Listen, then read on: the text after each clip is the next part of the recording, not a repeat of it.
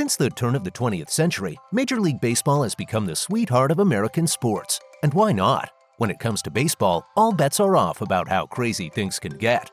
Major League Baseball games fill stadiums to the brim, and the drama we get both on and off the pitch is just insane.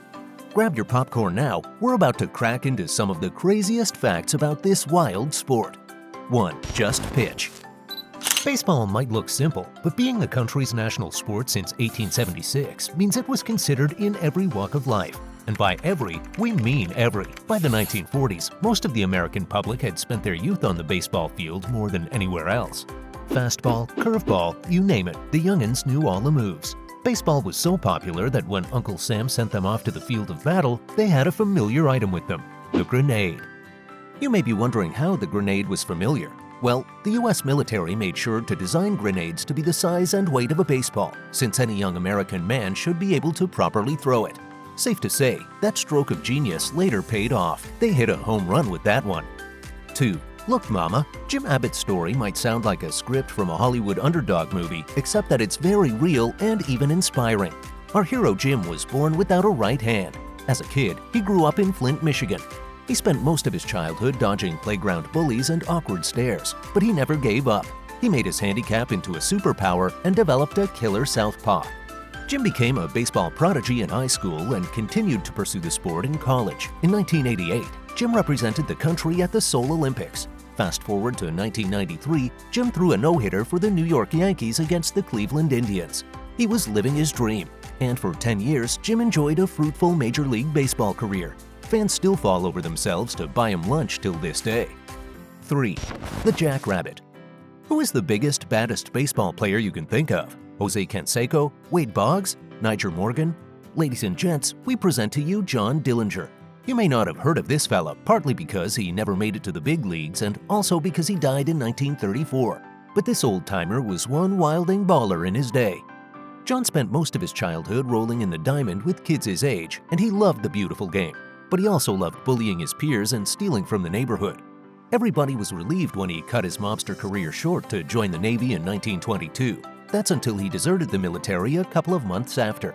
Then he chose to follow his childhood dream and became a star shortstop for the Martinsville Athletics with his top-notch batting. And boy, did he have a swell. As the season ended, Dillinger found himself both low on cash and fame. What's a guy with quick feet and a quicker mind to do? John could have leveraged some of that fast-dropping fame for a job at the local bank, but not this guy. The Jackrabbit chose to rob them instead.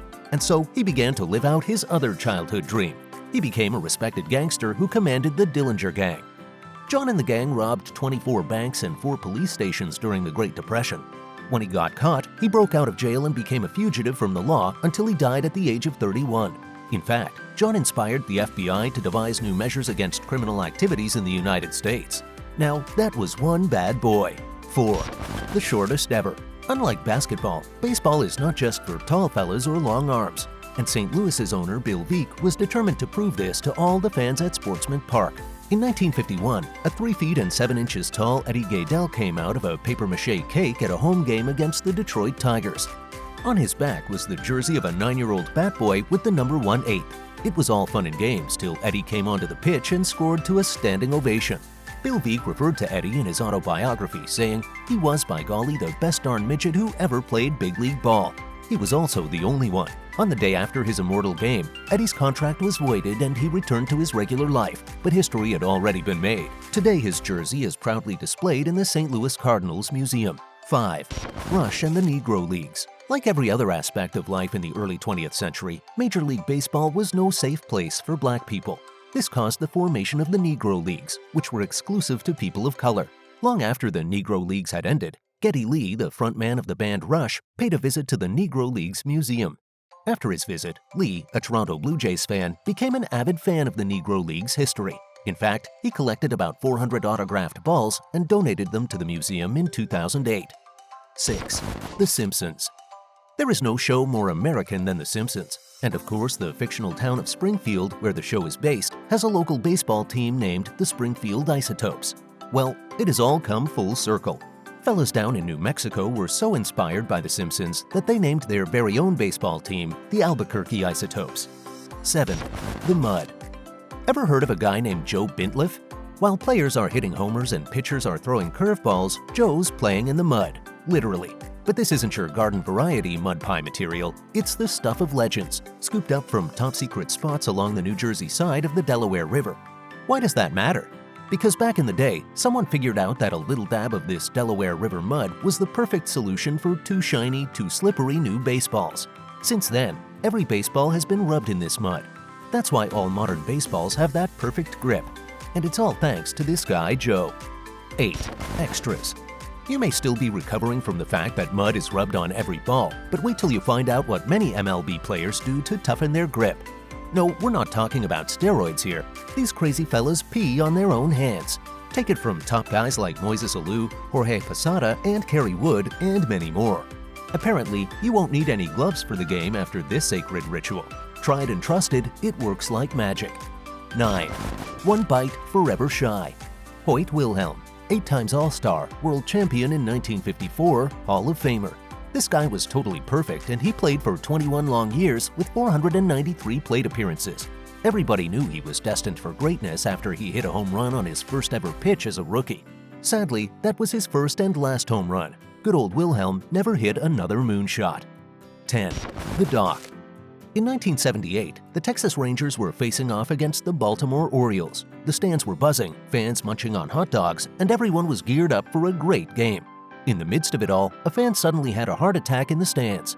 Luckily, our guy George Doc Medic was on the pitch that day. This pitcher wasn't just any player, he was also a med student from the University of Pittsburgh. The Doc sprang into action and put his rusty medical education to good use. With all eyes on him, George was able to revive the fan. 11. Adieu, Sonny Jim. What is the best retirement gift anyone has ever gotten? James Bottomley might just have the one. After retiring as a 2-game World Series champion in 1937, Sonny Jim Bottomley was given a big farewell gift by fans of the St. Louis Cardinals. Guess what it was? A cow. They gave him a cow, and Sonny Jim loved it so much that he named his new livestock the Fielder's Choice. Jim would spend most of his retirement days raising Hereford cattle with his wife Betty in Bourbon, Missouri. What a great career choice. 12. Girl power. In 1931, the baseball world got a curveball it never saw coming. It all started when Jackie Mitchell, a 17-year-old girl with a killer southpaw pitch, was signed by the Double-A Chattanooga Lookouts. Funny, right? But even the New York Yankees had no idea what was in store when they pulled up for an exhibition game. On one side were the legends Babe Ruth and the Iron Horse Lou Gehrig, and the other side, well, it was Jackie and the gang. First up was Babe Ruth, who swung and missed at her first 2 pitches. The 4th pitch was the charm that sent Babe Ruth back to the bench. Up next was Lou Gehrig, and he swung through her first 3 pitches. The impossible had happened. Jackie Mitchell made back-to-back strikeouts against 2 of the greatest hitters in baseball history. Sadly, her bright start was cut short after the Major League Baseball commissioner, Mountain Landis, voided her contract on the grounds that women were unfit to play professional baseball. 13. Hollywood Valentine. In 1999, the New York Mets were in the heat of the game when their manager, Bobby Valentine, got ejected by the umpire. But Valentine wouldn't go down so easily. What does he do? He dashes to the clubhouse, whips out a pair of regular clothes, and slaps on a fake mustache like a Soviet spy. Valentine's disguise wasn't exactly Hollywood quality, but it did the trick. The commissioner's office slapped him with a $5,000 fine for his dugout escapade. 14. The Genius. In 1904, the world of baseball was going to change forever, and it was all on this guy, James E. Bennett. He had patented a new proposal for the catcher's equipment. But his big idea was to replace the glove and helmet with a big wire cage. Yes, a cage. He proposed that pitched balls would sail right through this human-sized bird cage and into a padded mattress strapped to the catcher's chest. Thankfully, it didn't catch on. It would have been absurd. Baseball won that day. 15. Father's Day. The Raleigh Fingers mustache was a classic cut in the 70s, especially among cool dads, and the story behind it is as funny as they come. In 1972, the owner of the Oakland Athletics, Charlie Finley, offered his players cash for growing out their facial hair until Father's Day. Of course, things got heated in the locker room, but it was Raleigh Fingers' magnificent handlebar mustache that won a $300 bonus for growing the mustache, as well as $100 for a jar of mustache wax. What a ride! From Jim Abbott's Southpaw to Tiny Eddie's Wild Afternoon and the girl wonder Jackie Mitchell, who sat on 2 legends in one game, baseball is full of wild, inspiring tales that go beyond hitting the bat. What's your most memorable baseball moment? Drop it in the comments. We'll love to hear it. If you enjoyed this video, hit the like button, share this video, and subscribe for more captivating tales from the diamond.